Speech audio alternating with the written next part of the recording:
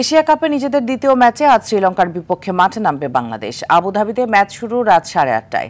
প্রথম ম্যাচে হংকংকে বড় ব্যবধানে হারিয়ে ফুরফুরে মেজাজে থাকা বাংলাদেশ দল চাইবে সে ধারাবাহিকতা ধরে রাখতে। কোনো রান রেটের হিসেব নিকেশে নয়, পরের দুই ম্যাচ জিতে সরাসরি সুপার 4 নিশ্চিতের লক্ষ্য টাইগারদের। বিস্তারিত মাহফুজুল ইসলামের রিপোর্টে। বড় জয়ে শুরু করা এশিয়া কাপের পরের ম্যাচের জন্য প্রস্তুত টিম টাইগার্স। দলের লক্ষ্য পরিষ্কার, তবে প্রতিপক্ষ শ্রীলঙ্কা বলেই কিনা বাংলাদেশ দলের সামনে আসছে অনেক হিসেব নিকেশ।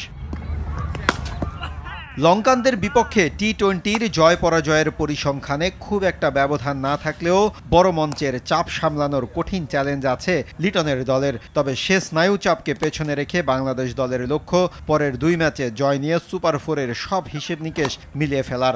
আফগানিস্তান হোক বা শ্রীলঙ্কা হোক, ওদের যদি আমরা হারে তাহলে তো রান রেটে কোনো কিছু আসে না। তো আগে থেকে যদি এরকম চিন্তাভাবনা এত জটিল করি, যদি কমপ্লিকেটেড করি, তাহলে নিজেদের উপর আলটিমেটলি প্রেশারটা ক্রিয়েট হয়। তো আমাদের যেটা প্রসেস আমরা ওটাই ফলো করার চেষ্টা করব।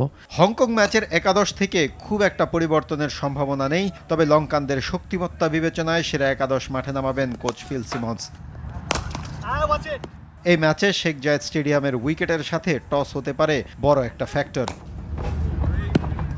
মাহফুজুল ইসলাম, RTV।